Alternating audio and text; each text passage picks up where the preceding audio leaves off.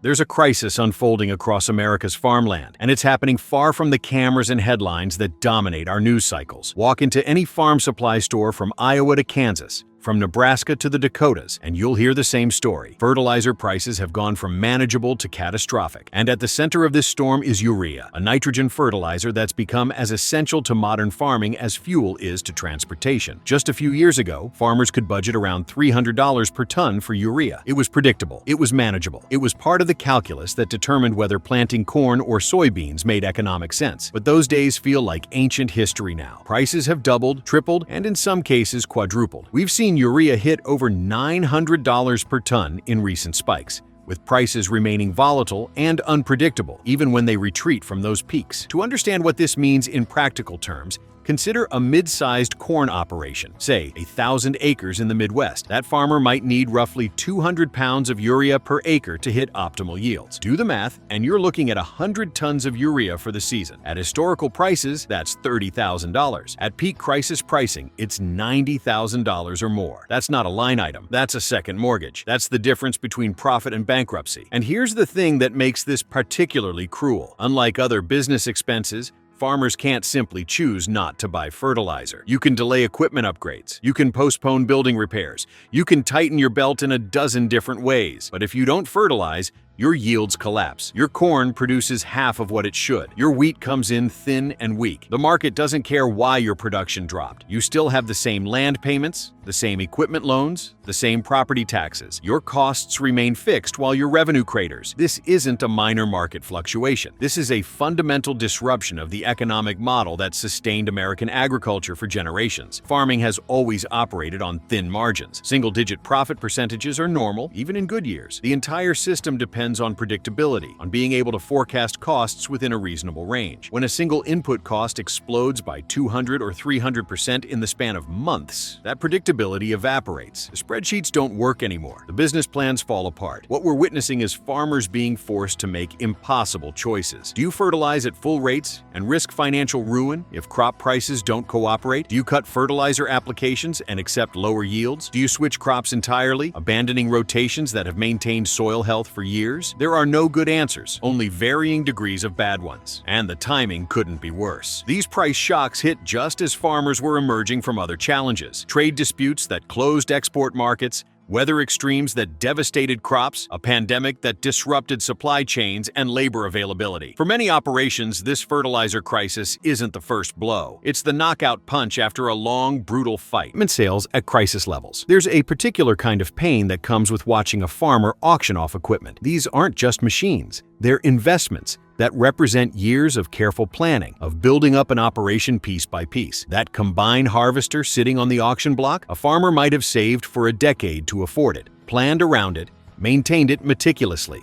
Selling it isn't a business decision in the normal sense, it's an amputation. But that's exactly what's happening across rural America right now. Farm equipment auctions are reporting unusual activity, not the normal turnover of upgrading machinery, but distress sales. Farmers liquidating assets to generate cash flow because their operating loans won't cover fertilizer costs that have spiraled out of control. The agriculture equipment market has seen a notable uptick in used machinery flooding the secondary market, and dealers are reporting that these aren't planned upgrades. These are desperate moves to stay afloat. Talk to farmers who've had to make this choice, and you hear a common refrain. I'm selling the tools I need to farm so I can afford to keep farming. The logic is circular and devastating. They're downsizing operations, going from, say, 1,200 acres to 800, because they can't afford inputs for the full spread. They're selling newer, more efficient equipment and reverting to older machinery that costs more to operate, but doesn't carry a loan payment. It's a backward slide, a retreat from efficiency and productivity that undermines their ability to compete in the future. And for some,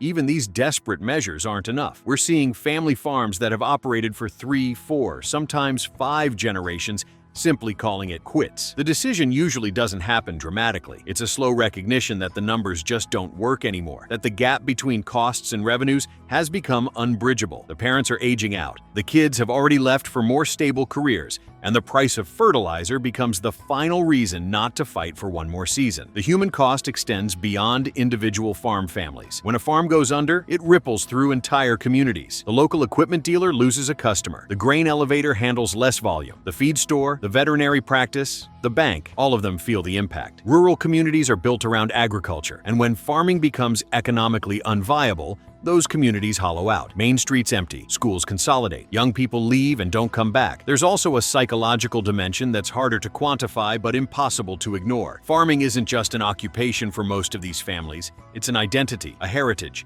a connection to land and legacy. The shame and stress of failing, of being the generation that loses the farm, takes a profound toll. Rural mental health professionals have reported increasing demand for services, with financial stress cited as a primary factor. The suicide rate among farmers is already significantly higher than the national average, and economic crises like this one make that disparity worse. What's particularly frustrating for many farmers is the sense that they're doing everything right and still losing. They've adopted precision agriculture techniques, they've invested in technology, they've diversified crops and revenue streams where possible. They're not failing because of poor management or lack of innovation. They're failing because external market forces they have no control over, have made their business model unsustainable. And here's what makes this moment especially tragic. Agriculture is not a switch you can flip back on. When a farm shuts down, that knowledge and infrastructure doesn't just pause, it disappears. The soil health that was built up over decades degrades. The equipment gets sold off or rusts. The expertise walks away. If we decide 10 years from now that we need those farms back,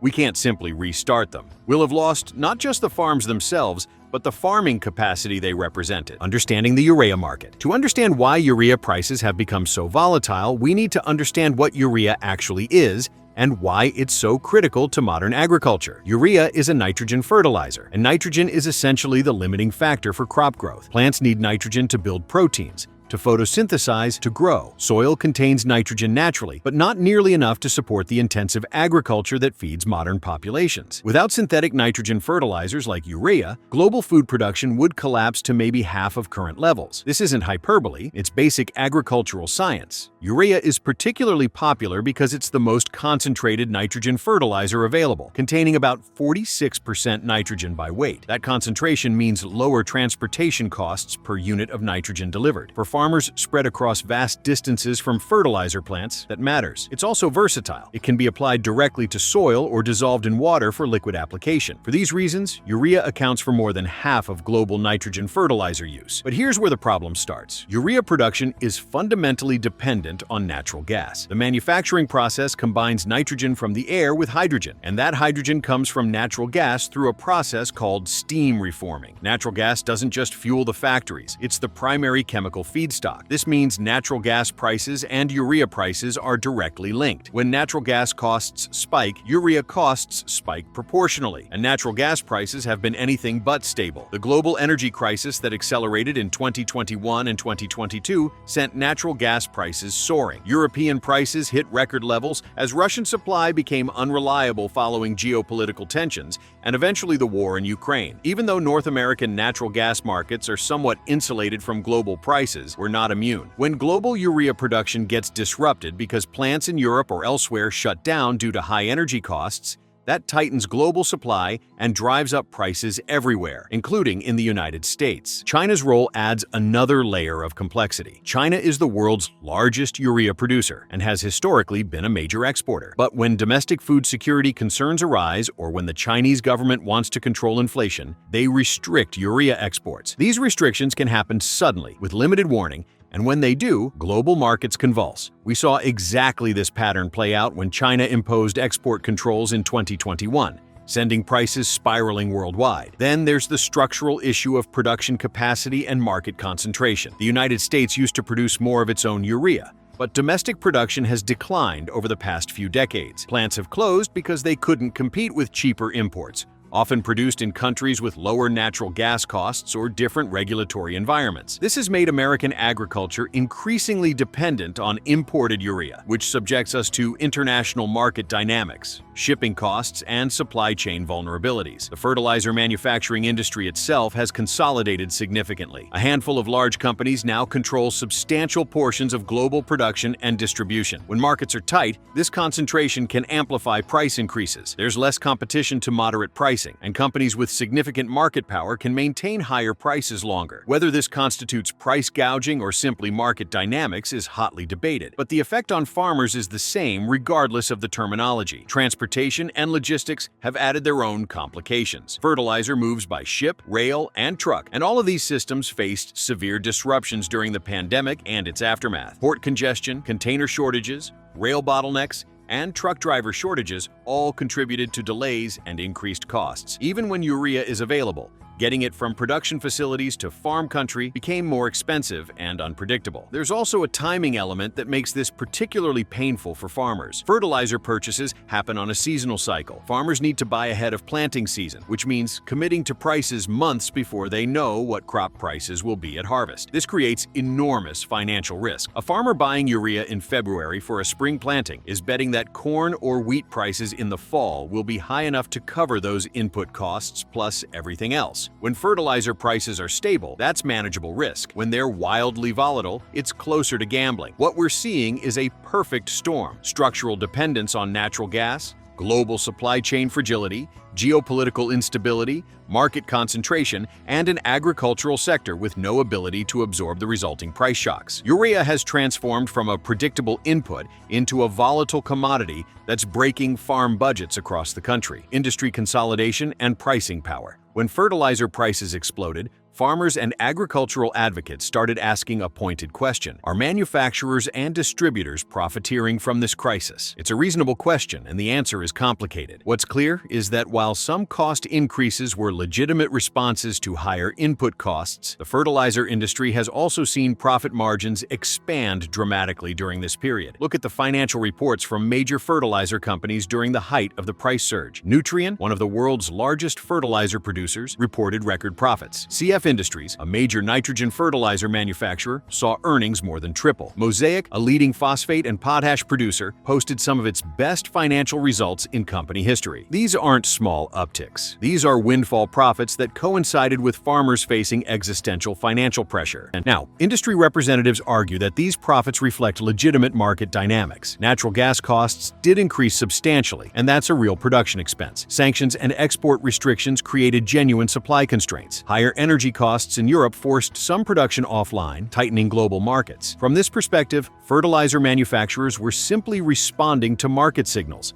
not creating artificial scarcity. But here's where it gets murky. The fertilizer industry has consolidated dramatically over the past 2 decades. Mergers and acquisitions have reduced the number of major players, creating an oligopolistic market structure in many regions. When a small number of companies control a large portion of supply, economic theory tells us they have more pricing power than they would in a truly competitive market. They can sustain higher prices for longer, and they face less pressure to compete on price. There's also the question of how quickly prices rose versus how quickly they've come down. When natural gas prices spiked, fertilizer prices shot up almost immediately. But when natural gas prices moderated, fertilizer prices declined much more slowly. This asymmetry, quick to rise, slow to fall, is a pattern often associated with markets that lack robust competition. In competitive markets, prices tend to adjust both directions relatively quickly. When they don't, it suggests companies are exploiting pricing power. Agricultural economists have studied fertilizer pricing patterns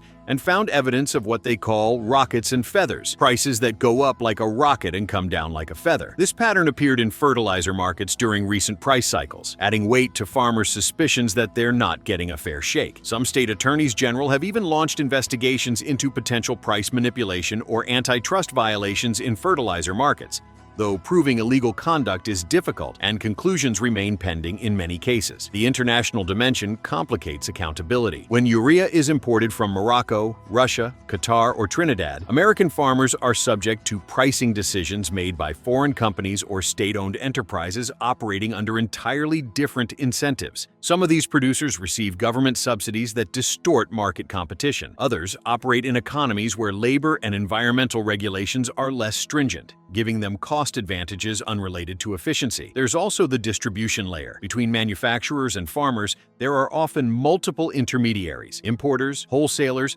regional distributors, local dealers. Each adds a margin, and during times of shortage or high prices, those margins can expand. A dealer might have purchased inventory at lower prices months earlier, but sells it at current market rates, pocketing the difference. Is that smart business or exploitation? The answer probably depends on whether you're the dealer or the farmer. What frustrates many in the agricultural community is the power imbalance. Farmers are price takers in both directions. They have little control over what they pay for inputs or what they receive for crops. Fertilizer manufacturers and grain buyers, meanwhile, have significantly more market power. This creates a squeeze where farmers absorb all the risk and volatility, while others in the supply chain capture disproportionate gains. Some argue the real problem isn't corporate greed, but policy failure, that we've allowed too much consolidation, failed to invest in domestic production capacity, and created regulatory environments that favor large corporations over agricultural producers. From this perspective, fertilizer companies are simply doing what companies do, maximizing shareholder value within the rules we've set. If we don't like the outcomes, we need to change the rules. What's undeniable is this. During a period when American farmers were selling equipment and contemplating bankruptcy due to fertilizer costs, fertilizer manufacturers were reporting record profits to shareholders. Whether that represents market efficiency or market failure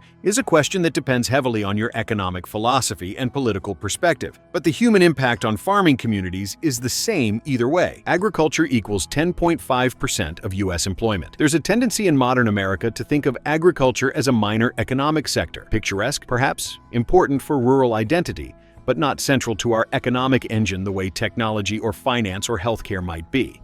This perception is dangerously wrong. Agriculture and its related industries account for roughly 10.5% of U.S. employment and contribute over $1 trillion annually to the American economy. When you account for the full agricultural value chain, from production through processing, distribution, and retail, you're talking about 1 in 9 American jobs. Let's ground this in specifics. Direct farm production employs about 2.6 million people. That's just the farmers themselves and farm laborers. But agriculture doesn't exist in isolation. There are the equipment manufacturers, companies like John Deere and AGCO that build the machinery farmers depend on. There are seed companies, chemical suppliers, irrigation specialists. There are grain elevators, food processors, transportation companies that move agricultural products from field to market. There are exporters who ship American agricultural products around the world. Add all of this up, and you're looking at over 22 million jobs connected to agriculture. The economic geography matters too. While agriculture's economic footprint is national, it's absolutely dominant in large swaths of the country. Drive through the Great Plains, the Midwest, the Central Valley of California, and what you see isn't just farming, it's an entire economic ecosystem built around farming. The implement dealers, the feed stores, the veterinary practices, the banks that specialize in agricultural lending, the small-town main streets that depend on farmers for customer base. When farming suffers, these communities don't just experience economic hardship, they experience existential threat. Food security is another dimension that's easy to overlook until it's threatened. The United States is not just self-sufficient in food production. We're one of the world's largest agricultural exporters. American farms produce far more food than Americans consume, and that surplus underwrites global food security. Countries around the world depend on American wheat, corn, soybeans, meat, and dairy products. When American agricultural productivity declines, it doesn't just affect us, it affects global food prices and availability. Consider what happened when Russia and Ukraine, two major grain exporters, saw agricultural production disrupted by war. Global wheat prices spiked. Countries in the Middle East and North Africa, heavily dependent on imported grain, faced food security crises. Some analysts pointed to food price inflation as a contributing factor to political instability in several regions. This illustrates a critical point. Agricultural capacity is a strategic asset, not just an economic one. Nations that can't feed themselves are vulnerable in ways that extend far beyond economics. The export dimension is particularly important for understanding the financial health of American agriculture. In recent years,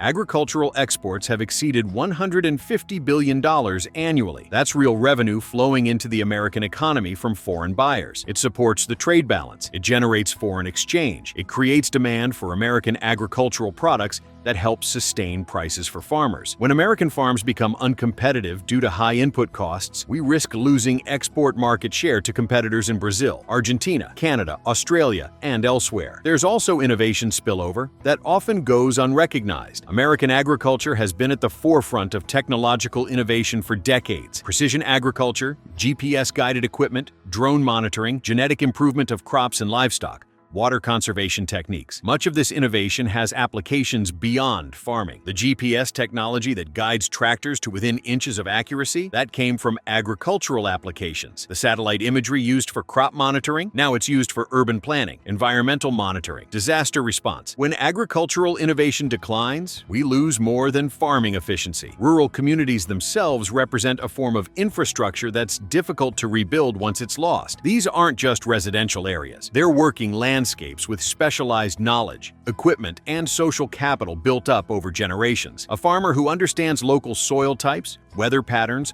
water availability, and optimal crop rotations holds knowledge that can't easily be replaced. When that farmer sells out, and the land consolidates into larger operations or converts to non-agricultural use, that knowledge walks away. The economic multiplier effects are substantial. Economic studies consistently show that agricultural spending generates broader economic activity at higher rates than many other sectors. A dollar spent on farming typically generates additional economic activity in the community. The farmer buys equipment, hires labor, purchases seed and chemicals, pays for services. That money circulates through the local economy multiple times. When farming contracts, those multiplier effects work in reverse, creating a downward spiral in rural economic activity. What we're risking by allowing the current crisis to hollow out American agriculture isn't just farm income. We're risking food security, export competitiveness, rural community viability, and the strategic capacity to feed ourselves and contribute to global food systems. The economic weight of agriculture is far heavier than many Americans realize, and the consequences of weakening it extend far beyond farm country. Government response inadequate. In theory, agriculture is a policy priority in Washington. We have a Department of Agriculture with a substantial budget. We pass farm bills that run to hundreds of pages and govern everything from crop insurance to conservation programs to nutrition assistance. We have agricultural committees in both the House and Senate. And yet, when the fertilizer crisis hit and farmers started facing bankruptcy because input costs had tripled, the policy response was charitably described underwhelming. There are existing programs that provide some assistance. The Farm Service Agency offers various loan programs that can help with operating expenses. Crop insurance can offset some losses when yields decline. The USDA occasionally provides emergency assistance during major disasters, but none of these programs were designed to address a sustained input cost crisis of this magnitude. Crop insurance covers yield losses, not the financial strain of input costs tripling while crop prices remain flat. Loans just push debt into the future. They don't solve the underlying problem that farming has become unprofitable at current input prices. What's been notably absent is direct intervention to address fertilizer prices themselves. Other countries took more aggressive approaches. Some provided subsidies to offset fertilizer costs. Others investigated price manipulation more aggressively. Some invested in domestic fertilizer production capacity to reduce dependence on imports. The United States, meanwhile, largely treated this as a market problem that would resolve itself, despite clear evidence that market power and consolidation were preventing normal market corrections. There were some legislative proposals. A few members of Congress introduced bills aimed at increasing domestic fertilizer production, investigating potential antitrust violations,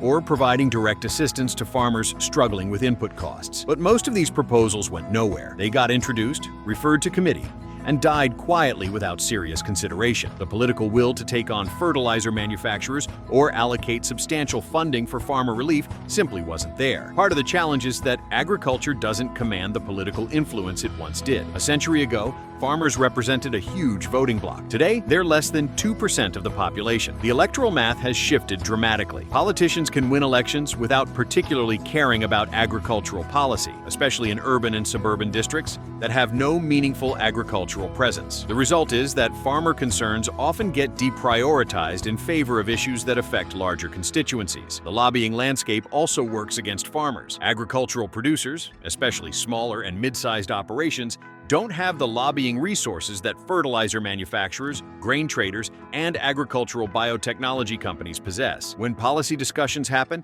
the voices in the room with the most influence often aren't farmers, but rather the corporate entities that sell to farmers or buy from them. This creates a structural bias in policy outcomes. There's also an ideological dimension that complicates government intervention. Some policymakers operate from a framework that's deeply skeptical of market intervention, arguing that government should let markets work and that any attempt to control prices or provide subsidies creates distortions that make problems worse in the long run. From this perspective, high fertilizer prices are a signal that should encourage increased production, innovation in alternatives, and more efficient use. Intervention, the argument goes, prevents those adjustments from occurring. The counter-argument, articulated forcefully by farm advocates, is that agriculture isn't a free market in any meaningful sense. It's already heavily shaped by policy, from crop insurance to commodity support programs to trade agreements to environmental regulations. The question isn't whether government intervenes, but on whose behalf. When policy allows massive consolidation in the fertilizer industry but doesn't protect farmers from the resulting price exploitation, that's not free market neutrality. That's choosing sides. Internationally, the policy response has been mixed,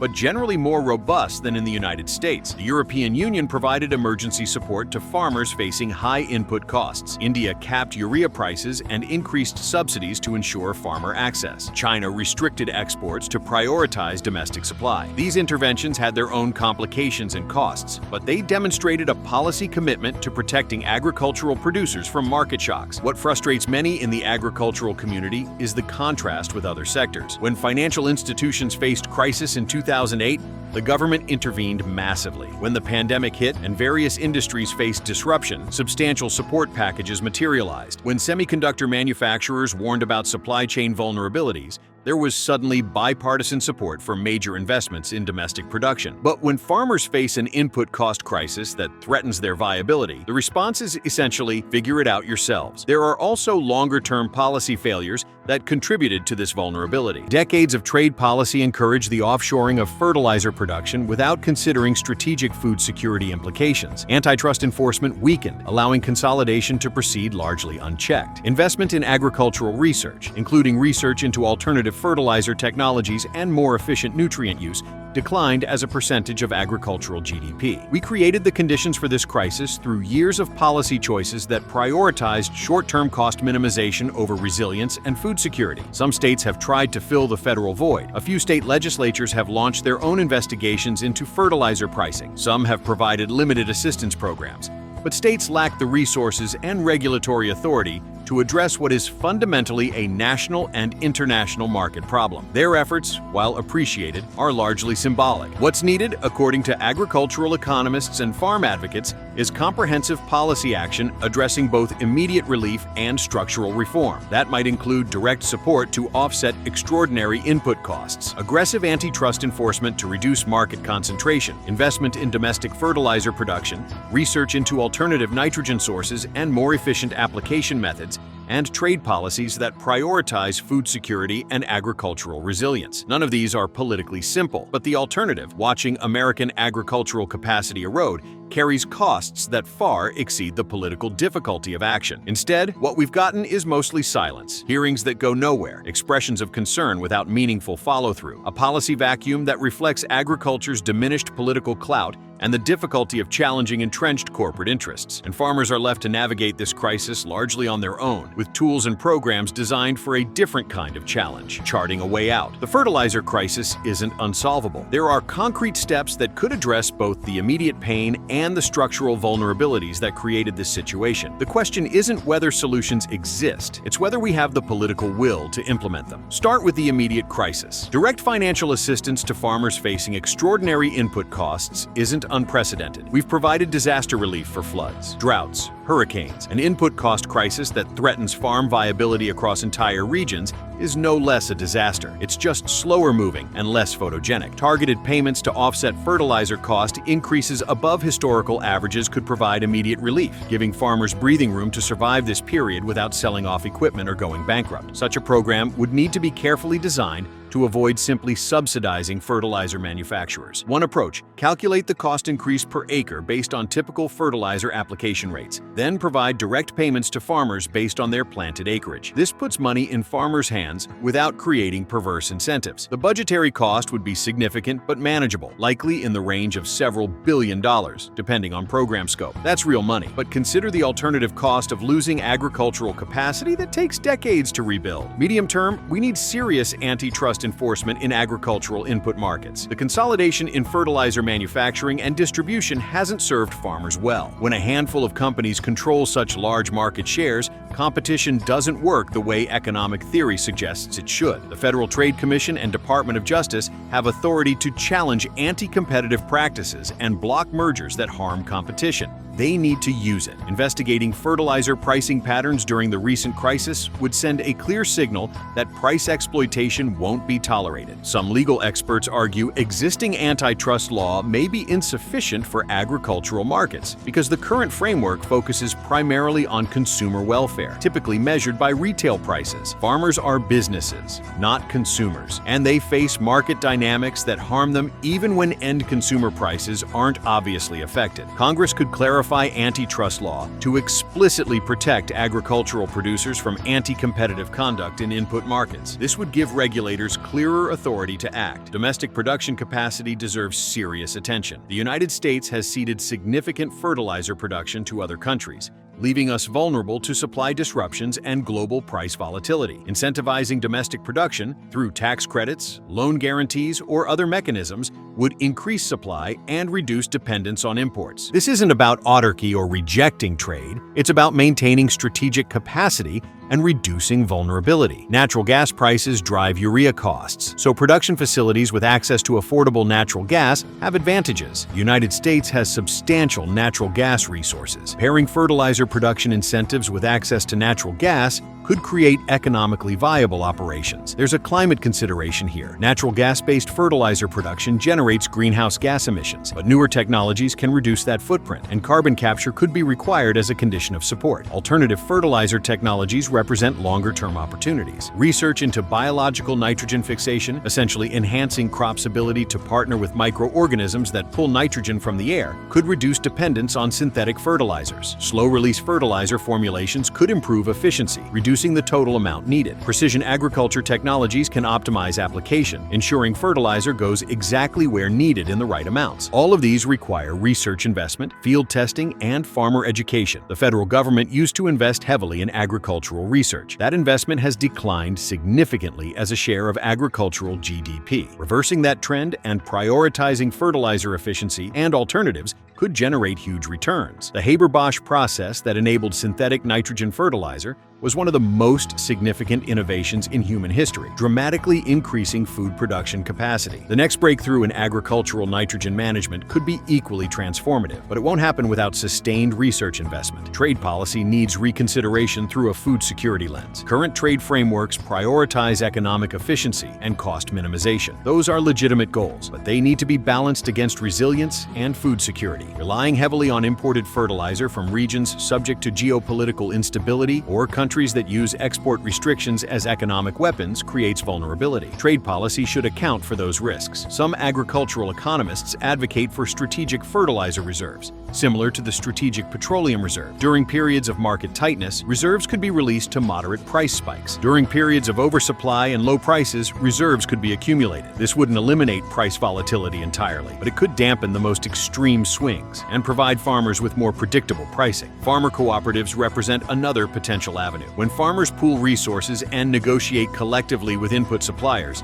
they gain market power that individual farms lack. Some regions have successful fertilizer purchasing cooperatives that negotiate better prices and terms. Expanding this model and providing support for cooperative formation could shift bargaining power back toward farmers. There's policy precedent here. Rural electric cooperatives transformed rural electrification in the 20th century by allowing collective action to solve market failures. Crop insurance reform could also play a role. Current programs insure against yield losses, but don't address input cost volatility. Developing insurance products that protect against extraordinary input cost increases could help farmers manage risk. This is technically complex. Pricing such insurance requires predicting fertilizer price volatility, but insurance companies manage complex risks in many other contexts. With government backing and careful design, input cost insurance could provide meaningful protection. Education and extension services shouldn't be overlooked. Many farmers could improve fertilizer efficiency with better information about soil testing, application timing, and precision technologies. University extension services used to provide this kind of technical assistance routinely,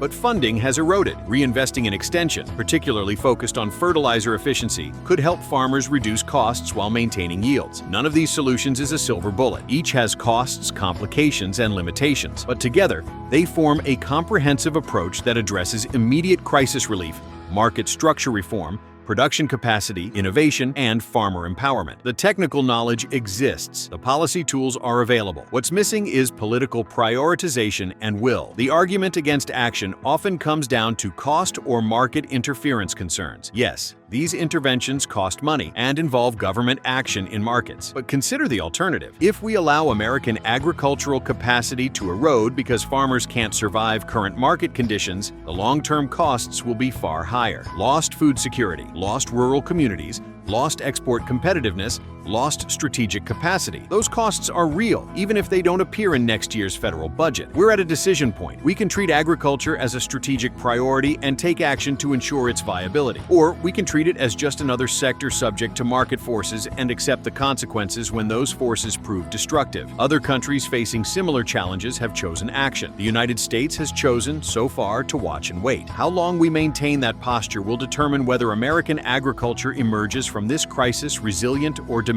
America's agricultural crossroads. Let's be clear about what we're talking about when we discuss the fertilizer crisis and American agriculture. This isn't a temporary market fluctuation that will self-correct without consequence. This isn't a minor inconvenience for a small economic sector. This is a fundamental challenge to the viability of the system that feeds America and contributes substantially to feeding the world. The immediate stakes are financial and personal. Thousands of farm families are making gut-wrenching decisions about whether they can continue farming. Each one that decides they can't represents a permanent loss. Their land will likely consolidate into larger operations or convert to other uses. Their knowledge and connection to that land will disappear. Their contribution to rural communities will vanish. And contrary to popular assumptions, larger consolidated operations aren't automatically more efficient or better for food security. Mid-sized family farms often demonstrate higher productivity per acre and better environmental stewardship than massive industrial operations. Food security is at stake in ways that aren't immediately obvious, but are profoundly important. The United States enjoys remarkable food security. We produce more than we need.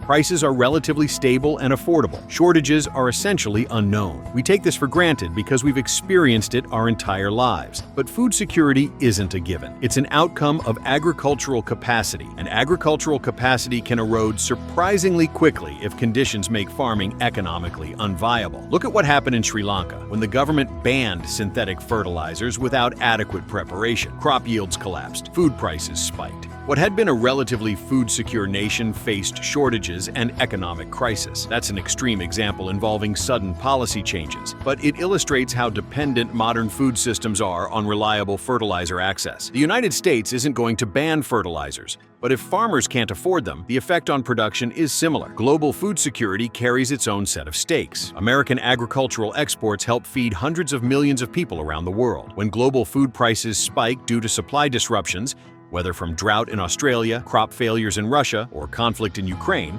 American production helps stabilize markets. If American agricultural capacity contracts, global food systems become more vulnerable to shocks. That instability has consequences that extend far beyond agriculture. Food price inflation, political instability, migration pressures, humanitarian crises. Economic stakes extend beyond farming itself. As we've discussed, agriculture supports millions of jobs throughout the value chain. When farming struggles, equipment manufacturers struggle, food processors struggle, transportation companies struggle, rural communities struggle. The economic contraction ripples outward in ways that affect people who have never set foot on a farm. And unlike urban manufacturing or service industries, agricultural economic activity is geographically dispersed. Losing it means losing economic vitality in regions that don't have easy alternatives. There's a national security dimension that deserves more attention than it typically receives. Nations that depend heavily on food imports are vulnerable to supply disruptions and price manipulation. The United States' agricultural self-sufficiency is a strategic asset that provides stability and independence. Allowing that capacity to erode for lack of attention to input cost crises is a strategic error that future generations may come to regret. Rural America itself is at stake. These aren't abstract economic zones. They're communities with schools, churches, civic organizations, small businesses, and social fabric built over generations. When farming becomes unviable and operations shut down,